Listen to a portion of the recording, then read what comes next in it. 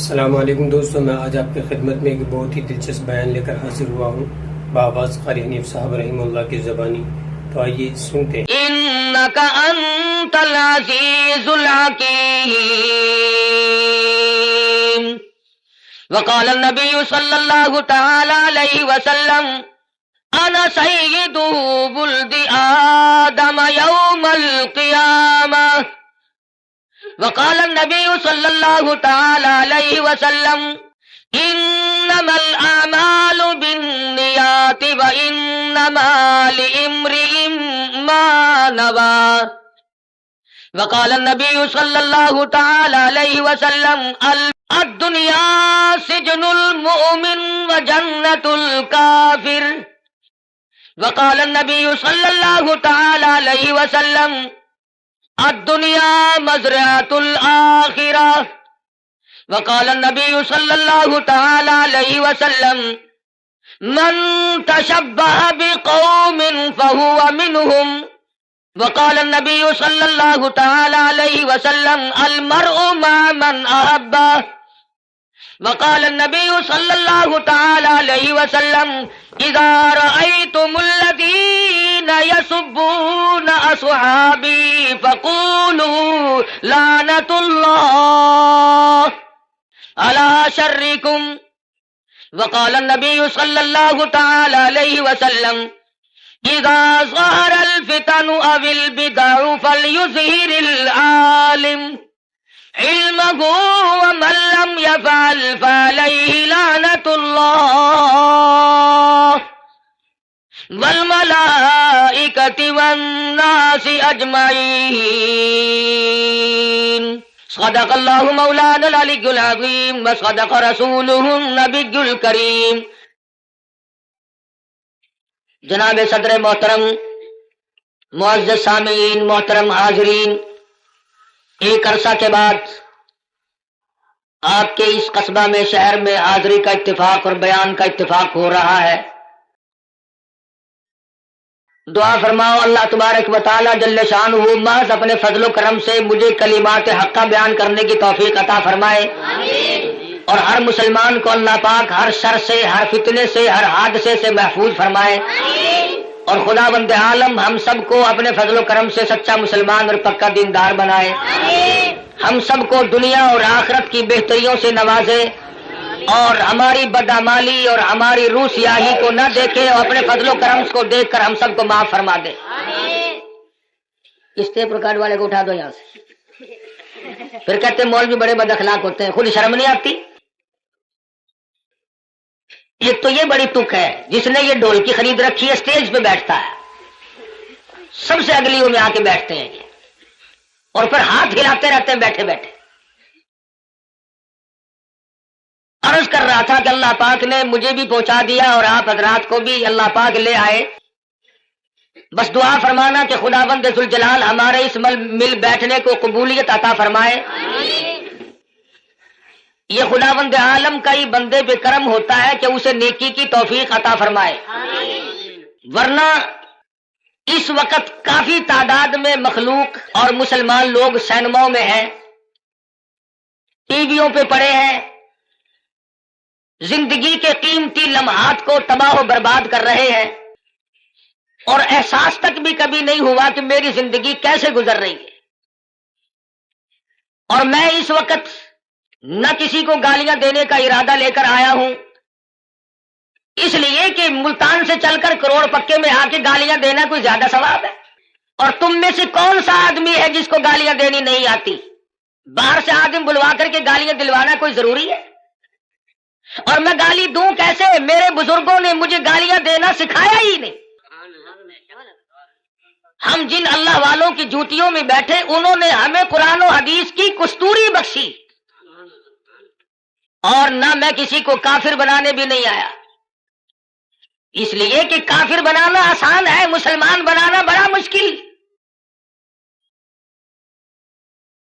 کبھی کسی کو مسلمان بھی بنا کے دیکھا؟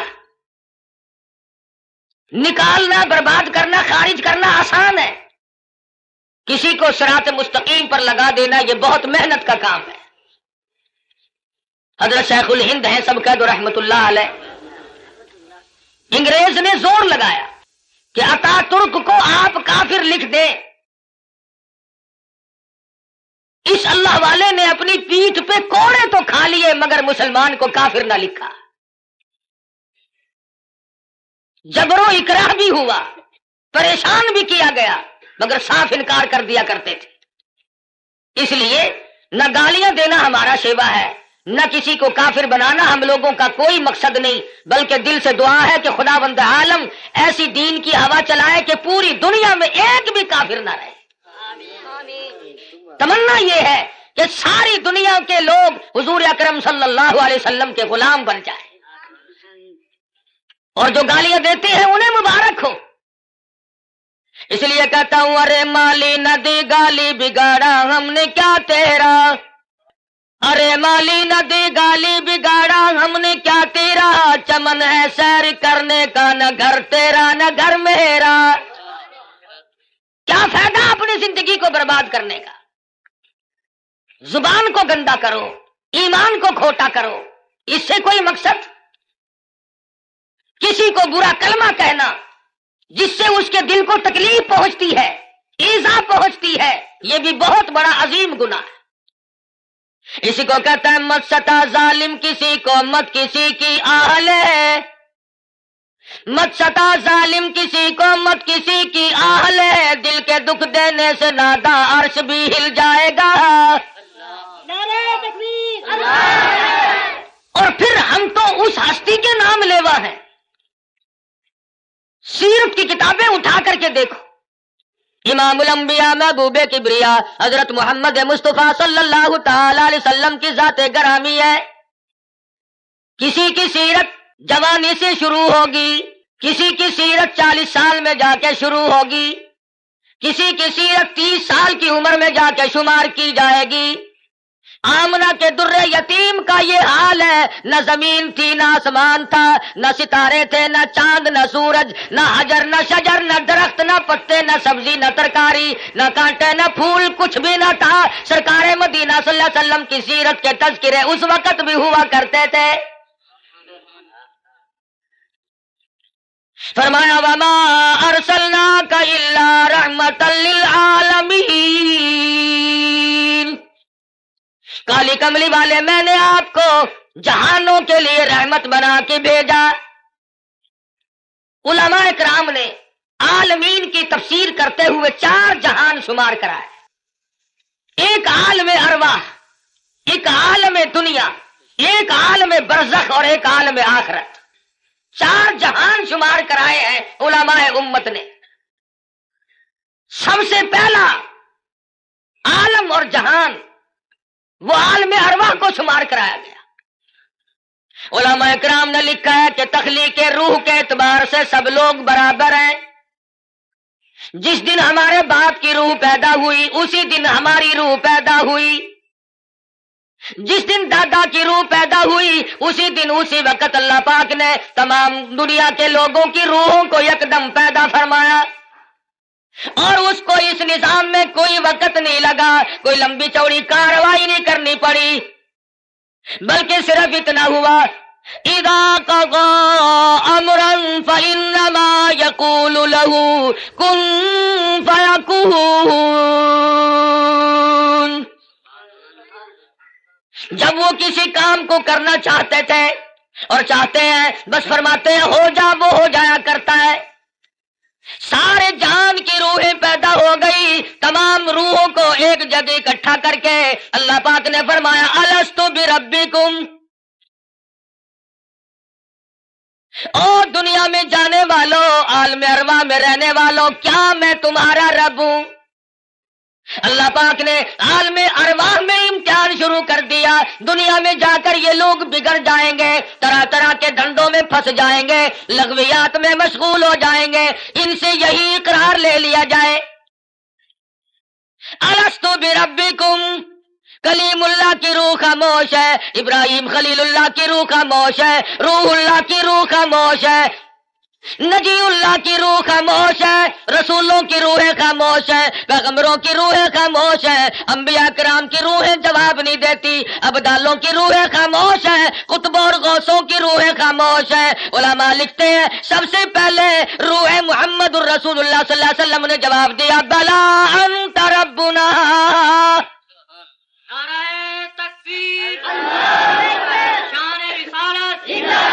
بے شک تو ہم سب کا پروردگار عالم ہے۔ علماء لکھتے ہیں جب سرکار مدینہ صلی اللہ علیہ وسلم کی روح مبارک نے جواب دیا، اس کی تقلید کی خلیل اللہ کی روح نے، ذبیح اللہ کی روح نے، کلیم اللہ کی روح نے، روح اللہ کی روح نے، تمام روحوں نے اس کی تقلید کی۔ عالم ارواح میں شور مچ گیا، بلا انت ربنا۔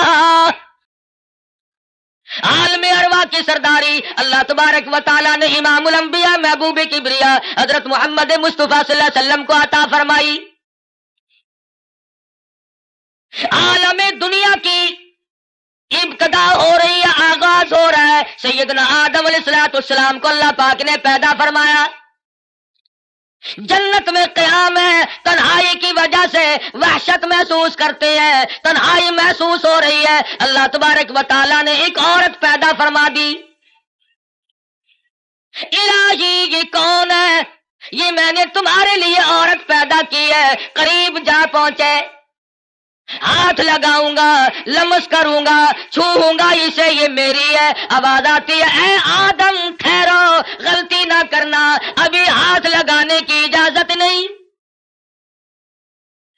پیدا میرے لیے کی گئی ہے، ہاتھ لگانے کی اجازت کیوں نہیں؟ آواز آتی ہے، اے آدم آپ ابو البشر ہیں، سارے جان کے لوگوں کے ابا ہیں، یہ سارے جان کے لوگوں کی اماں ہیں، پہلے حق مہر ادا کرو پھر ہاتھ لگاؤ۔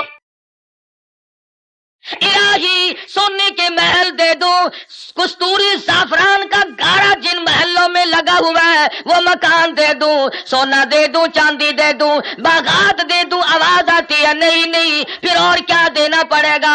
آواز آتی ہے وما ارسلناک الا رحمۃ للعالمین۔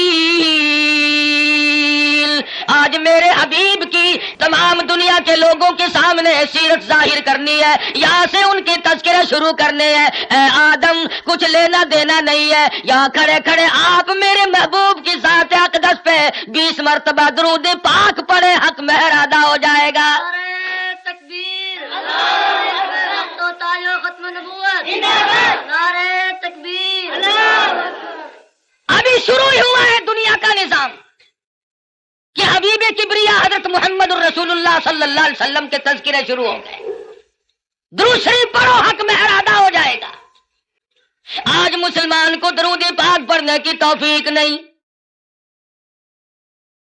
آج ہم صبح کو اٹھتے ہوئے کچھ اور کہتے ہیں، سوتے ہوئے کچھ اور بک بک کرتے ہوئے سو جاتے ہیں۔ ارے سونا جاگنا نہیں، بلکہ مرتے وقت کلمہ نصیب نہیں، درود شریف استغفار نصیب نہیں، بے ہوشی کی موت لوگ مر رہے ہیں۔ پھر انبیاء کرام تشریف لا رہے ہیں، حالات دنیا کے بڑھتے چلے گئے۔ یہ کون آئے؟ یہ یونس علیہ السلام ہے، شہر نینوا اور موصل کے لیے پیغمبر بن کے آئے۔ یہ کون ہے؟ یہ صالح علیہ السلام ہے، قوم سمود کے لیے پیغمبر بنا کے بھیجے گئے۔ یہ کون ہے؟ یہ شعیب علیہ السلام ہے، مدین کے نبی بن کر آئے۔ یہ کون بزرگ ہے؟ یہ کون سے پیغمبر ہے؟ یہ عیسیٰ علیہ السلام ہے، یہ ذبیح اللہ ہے، یہ یوسف علیہ السلام ہے، یہ بنی اسرائیل کے نبی، کوئی علاقے کا نبی، کوئی صوبے کا نبی، کوئی ایک ملک کا نبی۔ آئی آمنہ کے در یتیم کی باری تو آواز دے دی، دنیا والوں، آسمان والوں کا نبی، زمین والوں کا نبی، تمام کے تمام کا ایک ہی نبی بنا کر کے میں بھیج رہا ہوں۔ قل یا ایھا الناس انی رسول اللہ الیکم جمیعا۔ عجم کے باشندوں، عرب کے باشندوں، او بادشاہوں، گورنروں، وزیروں، غریبوں، امیروں، فقیروں، کوئی بھی ہو، تم سب کی طرف مجھے اللہ پاک نے پیغمبر بنا کے بھیجا ہے۔ سب کے پیغمبر آ گئے، کن حالات میں آئے؟ نہ گفتہ بے حالات لوگوں کے بن چکے تھے، ضمیر فروشی لوگوں کا مزاج بن گیا تھا، بدماشی گھوٹی میں پڑ گئی تھی، جہالت نے ڈیرے ڈال رکھے تھے، کمزور کی زندگی دو بھر اور اجیرن ہو گئی تھی، کوئی کسی کا پرسان حال نہیں تھا۔ کس شان کے ساتھ اللہ تبارک و تعالیٰ نے حضور اکرم صلی اللہ علیہ وسلم کو دنیا میں مبعوث فرمایا۔ سیدہ آمنہ خاتون کہتی ہیں کہ جب حضور پیدا ہوئے تو مجھے ایک نور دکھائی دیا جس سے زمین و آسمان جگمگا اٹھے، روشنی روشنی پھیل گئی، اور فرماتی ہے میرا جی چاہا کہ میں اپنے یتیم کو دیکھوں، میں جا کے دیکھنے لگی، دیکھتی کیا ہوں کہ میرے یتیم کا پیشانی اور ماتھا زمین پہ رکھا ہوا ہے، سجدہ فرما رہے ہیں۔ دنیا میں جلوہ گر ہوتے ہی سجدہ کیا تاکہ لوگوں کو یہ بتا دیا جائے کہ میں تو لوگوں ایک اللہ کے دروازے پہ تمہیں سجدہ کرنے سکھانے آیا۔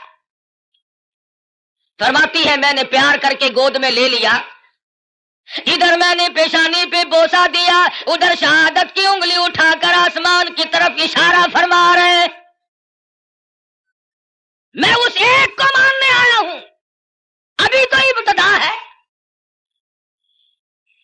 ہم کئی مرتبہ سوچتے ہیں جی ابھی تو بچپن ہے میرا، جوانی آئے گی، بڑھیپا آئے گا، پھر مرتے وقت ایسی نیکی کروں گا جس سے ابدال بن کے مروں گا۔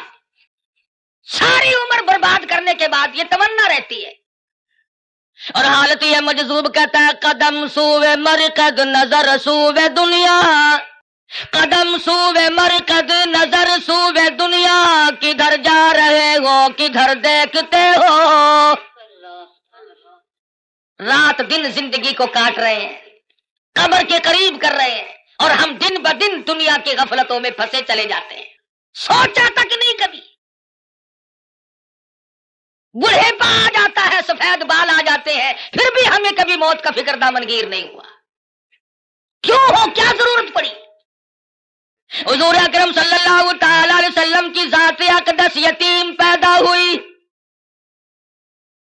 حلیمہ کہتی ہے میرے پاس میرا ذاتی بچہ تھا، لوگوں نے مجھے اپنا بچہ اس خوف سے نہیں دیا کہ یہ اپنے بچے کو تو پالے گی اور ہمارے بچے کو بے پرواہی کر کے خراب کرے گی۔ چلتی چلاتی حضور کے دروازے پہ آ گئی، کہنے لگی آمنہ مجھے کم سے کم اپنے یتیم کی زیارت تو کرا۔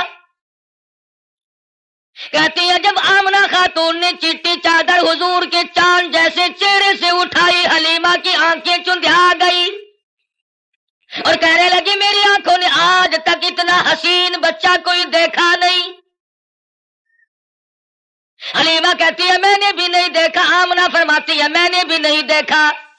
آواز آتی ہے، جبریل کہتے ہیں او حلیمہ او آمنہ تم کہاں سے دیکھ لیتے، تمہارے سامنے تو صرف قریش کے بچے ہیں، بنو سعد کے بچے ہیں، میں مشرق کا چکر لگاتا ہوں، میں مغرب کا چکر لگاتا ہوں، شمال میں پھرتا ہوں، جنوب کا چکر لگاتا ہوں، رب کبریا کی قسم آج تک میری آنکھوں نے اتنا حسین دیکھا نہیں۔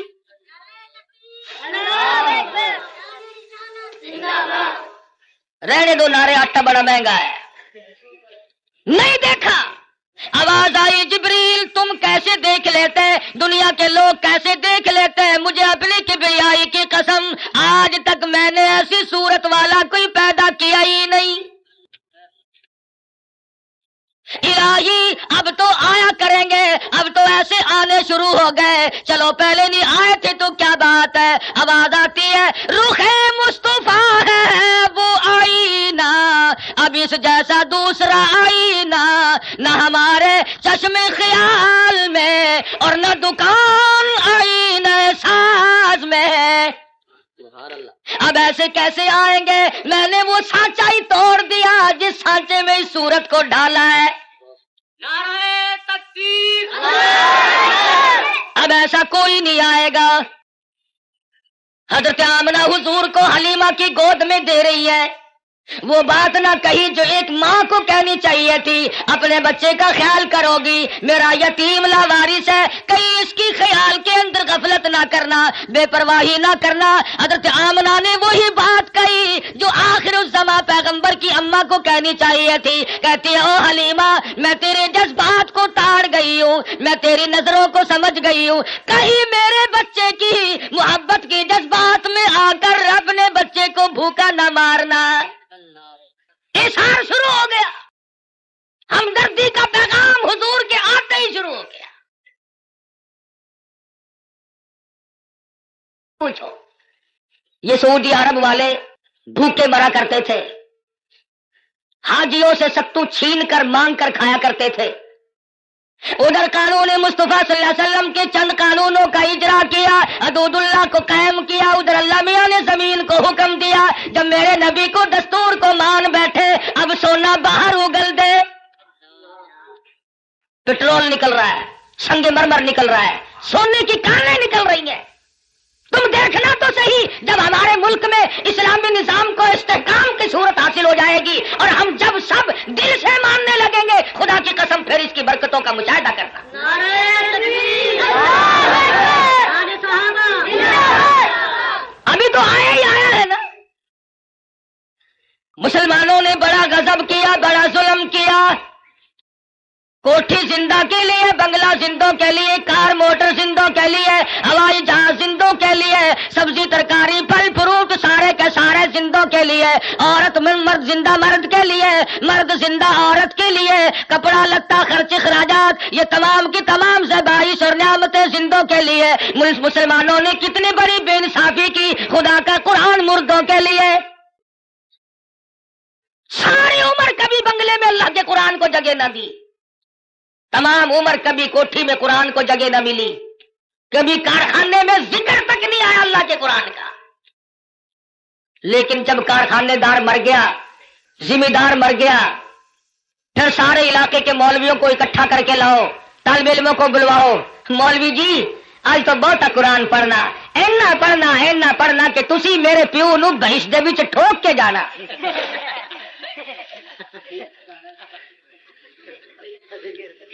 ساری عمر نیڑے نہیں آیا کبھی، شرابیں رج رج کے پی، بدماشی کی، بغاوت کی، مرنے کے بعد قرآن یاد آیا۔ اس کا مطلب یہ ہوا کہ یہ قرآن مردوں کے لیے آیا، زندوں کا اس میں کوئی حصہ نہیں ہے، تھوڑا سا۔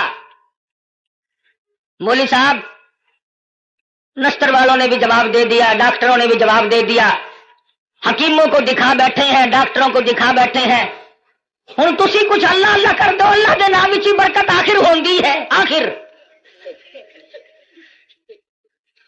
گولی ٹکا انجیکشن آپریشن معجون پہلے، خدا کا قرآن پچھو،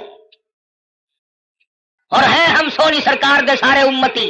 عقیدے کی بات کر رہا ہوں کہ ہمارے نظریات دیکھو کتنے بگڑے، ہم کہاں گئے۔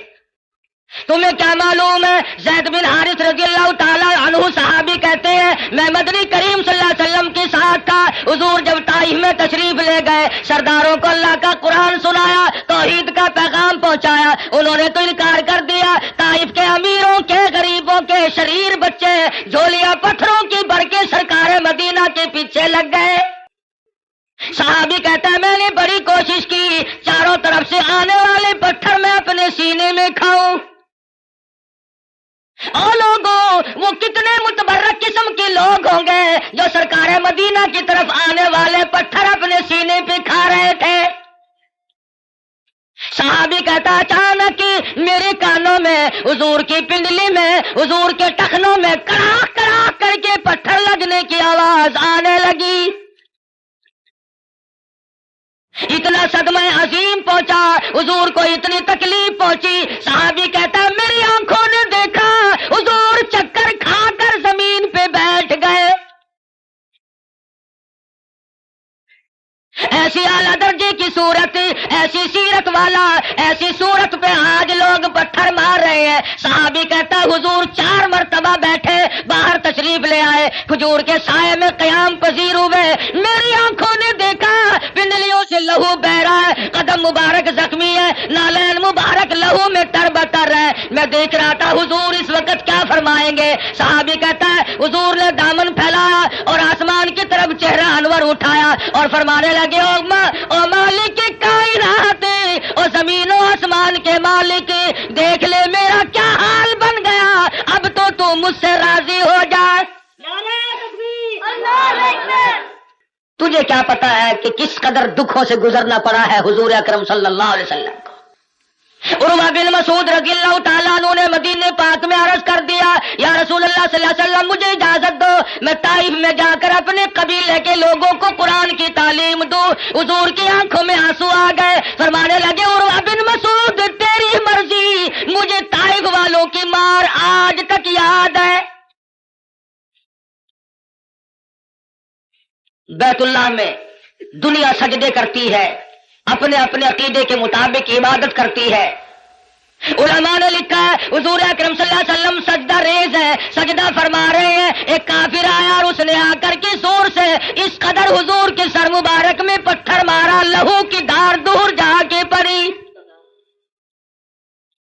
کب نہ دکھ پہنچے، نماز تک نہیں پڑھنے دیتے، گلیوں میں بازاروں میں چوکوں میں مار پڑ رہی ہے۔ صحابی کہتا ہے کہ میں اس وقت تک مسلمان بھی نہیں بنا تھا، میری آنکھوں نے دیکھا کہ چاروں طرف لوگ کھڑے ہیں، پتھر مار رہے ہیں، ہڈیاں مار رہے ہیں، روڑے مار رہے ہیں، اور وہ بیچ میں کھڑے ہونے والے کچھ پڑھتے ہیں، زخمی ہے، لہولہان ہے۔ میرے دیکھتے دیکھتے اچانک ایک لڑکی آئی جس کے ہاتھ میں پانی کا پیالہ تھا، اس نے پیالہ زمین پہ رکھا اور لپٹ گئی، میرے ابا لوگ کیوں مارتے ہیں؟ لباس مبارک لہو میں تر بتر تھا، بچی کے کپڑے بھی خون آلود ہو گئے۔ اور صحابی کہتا ہے میں تو مسلمان بھی نہیں تھا، مگر میری آنکھوں نے دیکھا کہ حضور زمین پہ بیٹھے اور پانی منہ میں لے کر کلی جو کی تو منہ سے لہو آیا۔ جس دین کی عظمت کے لیے، جس کتاب کی عظمت کے لیے سرکار مدینہ کو 13 سال دکھ اٹھانے پڑے، اور صرف اپنے لیے نہیں، کبھی جانثاروں کے بارے میں یوں اطلاعات ملتی ہے، کبھی خبر ملتی ہے کہ آج زنیرہ کی کھڑی کر کے دونوں آنکھیں نکال دی گئی، کبھی اطلاع ملتی ہے لبینہ کا کھڑی کر کے چمڑا ادھیڑ دیا گیا، کبھی خبر ملتی ہے نادیہ بڑھیا کو لٹا کر پیشانی پہ گرم گرم لوہا کر کے داغ دے دیے گئے، کبھی اطلاع ملتی ہے خباب ابن عارت کو پھانسی چڑھا دیا گیا، کبھی خبر ملتی ہے زید بن دسنا کی بوٹیاں اڑا دی گئی،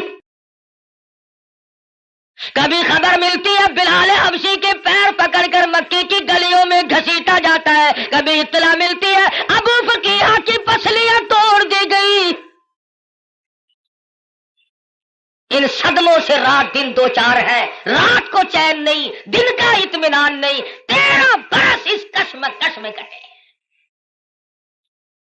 اگر یہ اسلام ایسی چیز ہوتی، اگر دین ایسا ہوتا کہ جس کو چھوڑنا ممکن ہوتا، ان دکھوں میں پڑنے کی حضرات صحابہ کرام کو کیا غرض پڑی تھی؟ پتا چلا کہ ایسی شے تھی جس کو چھوڑنا ہی ممکن نہیں تھا۔ حضور کی خود آنکھوں نے دیکھا صلی اللہ علیہ وسلم، سمیہ کے سامنے کھڑے ہیں مکے کے کافر لوگ اور بار بار تقاضا کرتے ہیں اگر تو اپنی جان بچانا چاہتی ہو تو ہم تجھے چھوڑ دیں گے، تو کلمے کا انکار کر دے۔ سمیہ کہتی ہو تم مجھے جان کی بات میری چھوڑ دو، مکے کے پہاڑ اپنی جگہ سے ٹل سکتے ہیں، سمیہ کے ایمان میں فرق قطعاً نہیں آئے گا۔ ہم جیسا ہوتا تو یہیں سے مسئلے بنا لیتا، او جی جان بچانی بھی تو فرض ہے۔ مسئلہ جان کا بناتے، جیب نوٹوں سے بھرتے۔ ہم نے دین کی آڑ میں دنیا کمائی، ارے صحابہ نے دین کے لیے دنیا کو ٹھوکر سے ہٹا دیا تھا، پرواہ نہیں کی۔ ہم جیسوں کے لیے فرمایا کلو تمتعوا قلیلا انکم مجرمون، کھا لو پی لو مزے اڑا لو چند دنوں کے لیے اور تم پرلے درجے کے مجرم۔ یعرف المجرمون بسیماہم فیؤخذ بالنواصی والاقدام، پیشانی کے بال پکڑ کر گھسیٹ کر جہنم میں پھینک دیا جائے گا۔ صحابہ نے ایمان نہیں بچایا، نعوذ باللہ جان نہیں بچائی، ایمان بچایا۔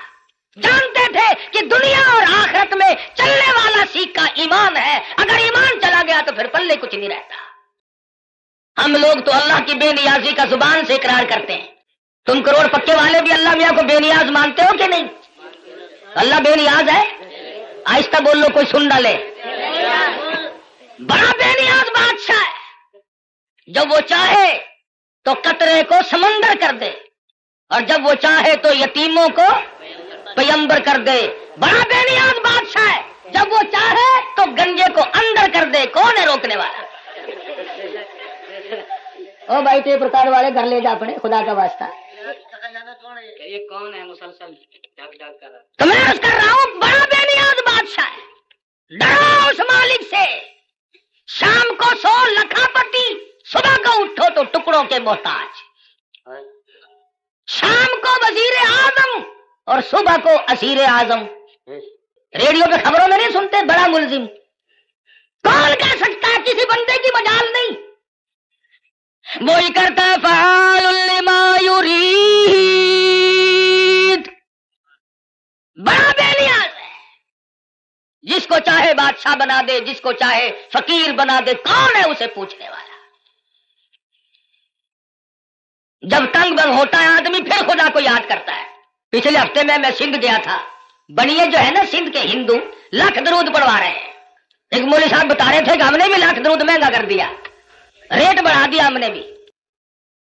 اب لاکھ درود یاد آیا،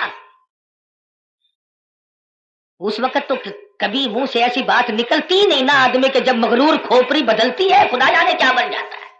اکڑ فرمایا ولا تمشی فی الارض مرحا انک لن تخرق الارض ولن تبلغ الجبال طولا۔ میری زمین پہ آ کر کے نہ چل، تو میری زمین کو چیر نہیں سکتا، پہاڑوں سے بلند نہیں ہو سکتا، پھر سائلہ حاصل کیوں کوشش کر رہا کر کہتے ہیں؟ یہاں بڑے بڑے آئے اور جب جانے لگے تو کسی کو اطلاع تک نہیں ہوئی، خبر تک نہیں ملتی۔ بڑے بڑے قمقمے، بڑے بڑے دمدمے دنیا میں لوگ جب رہتے ہیں نا خدا جانے کیا کیا کرتے۔ دیکھا نہیں تم نے ایوب خان، یحییٰ خان، موسیٰ خان، فبأي آلاء ربكما تكذبان۔ چین نہیں لینے دی کسی نے بھی، اسلام کا نام استعمال کیا سب نے، آیا اسلام، آیا اسلام، لینا نہ دینا کچھ بھی نہیں۔ ہم لوگوں کی بھی مت ماری، بگاڑا لوگوں کو۔ مولویوں کے دماغ خراب ہوئے، پیروں نے اپنی روش چھوڑی، سب کچھ بدلا۔ جان بچاؤ، جان بچاؤ، پیٹ بچاؤ، اپنا ٹھکانہ بچاؤ، بچاؤ۔ صحابہ کرام میں یہ بات قتل نہیں۔ خویب بن زید انصاری نوجوان ہے رضی اللہ تعالی، میدان جہاد میں گرفتار کر لیا گیا، کافر لوگوں نے مجبور کیا، او صحابی تو بڑا قداور ہے، بڑا حسین ہے، بڑا جمیل ہے، ہم تجھے چھوڑ دیں گے، تو کلمے کا انکار کر دے۔ صحابی کہتا ہے مجھے کلمہ مفت میں نہیں ملا، روپے پیسے کے بدلے میں نہیں ملا، مجھے لہو کی ندیاں بہا کے کلمہ ملا، میں انکار کیسے کروں؟ کافر کہنے لگا دائیں ہاتھ کی چھوٹی انگلی کو کاٹ دو۔ ایک انگلی کاٹی پھر پوچھا، دوسری انگلی کاٹی پھر پوچھا، تیسری انگلی کاٹی پھر پوچھا، چوتھی کو کاٹ دیا، 5 انگلیاں اڑ گئی، ہاتھ کی بائیں ہاتھ کا نمبر آ گیا، ایک ایک کر کے انگلی اڑا گیا۔ پیروں کی انگلیاں کاٹی سب سے پہلے، دونوں پیروں کی 10 انگلیاں اڑا دی، اور صحابی سے پوچھا بتا تیرا کیا پروگرام ہے؟ صحابی کہتا ہے وَلَا تَقُولُوا لِمَن يُقْتَلُ فِي سَبِيلِ اللَّهِ أَمْوَاتٌ بَلْ أَحْيَاءٌ وَلَٰكِن لَّا تَشْعُرُونَ۔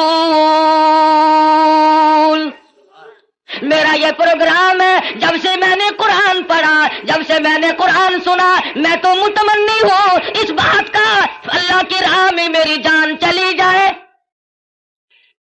دونوں پیروں کی انگلیوں کو کاٹ دیا، اور اس کے بعد حکم دیا کہ ہاتھ کی ایک ایک انگلی کو 3 جگہ سے کاٹو۔ ہاتھ کی پیروں کی 20 انگلیوں کو اڑا دیا گیا. اور لوگوں یہ صحابی لوہے کا نہیں، پتھر کا نہیں، پلاسٹک کا نہیں، میرے تیرے جیسا آدمی تھا، پر ایمان کا کتنا قدردان ہے، قتل پیچھے ہٹنے کو تیار نہیں. 20 انگلیاں کٹنے کے بعد بھی صحابی سے پوچھا ہے کیا پروگرام ہے؟ صحابی کہتا میرا پروگرام تم پہلے سن چکے ہو، میں تو ان لوگوں میں سے ہوں. وَمِنَ النَّاسِ مَن يَشْرِي نَفْسَهُ ابْتِغَاءَ مَرْضَاتِ اللَّهِ وَاللَّهُ رَءُوفٌ بِالْعِبَادِ. میں نے تو اللہ سے سودا کر رکھا ہے، جان اس کی ہے، اس کی رضا میری ہے. میں نے تو اس سے سودا کر لیا، جان نہیں بچائی. ہمارے زمانے کے لوگ جان بڑے بچاؤ ہیں. ایک وزیر کو پکڑنے کے لیے پولیس 2 مہینے پھرتی رہی. کبھی وزیروں کو پکڑنے جاتی ہے پولیس، کبھی وزیر ہم فقیروں کو پکڑواتے ہیں اور کبھی خود چھپتے پھرتے. بے نیاز جو ہوا 2 مہینے تک وہ وزیر ملا نہیں. ایک دن پتا چلا کہ آج بنگلے میں ہے. پولیس والے تہجد کے وقت آئے، چھپا مارا. یہ سارے تہجد پڑھتے ہیں پولیس والے، چھپا کے پڑھتے ہیں، رات کو آپ کو دکھا کے نہیں. سارے مکان کی تلاشی لے لی، ملا ہی نہیں. میں نے کہا حد ہو گئی، گیا کہاں؟ وزیر سیانے تو ہوتے ہی ہیں. اس نے سوچا آج تو یوں کام چلے گا، زنانی چادر اوڑھ کے دودھ ملونے بیٹھ گیا. پولیس والوں نے سوچا کوئی پرانی بڈھڑ ہے، دودھ ملو رہی ہے، اسے کیا پوچھنا چھیڑنا ہے. اللہ بڑا بے نیاز ہے. وہ ڈھونڈتے پھر رہے تھے نا، کھانسی اٹھ کھڑی ہوئی. پولیس والے کہنے لگے کہ کھانسی مردانی کام زنانہ، قصہ کیا ہے یہ؟ چادر اٹھا کے دیکھا تو شیخ رشید دودھ ملو رہا ہے. بڑا بے نیاز ہے، وزیروں کو دودھ ملوتے دیکھا. مرضی ہے نا اس کی. دماغ خراب ہو جاتے ہیں لوگوں کے. یہ رامے نہیں، رامے جانتے ہو رامے کو؟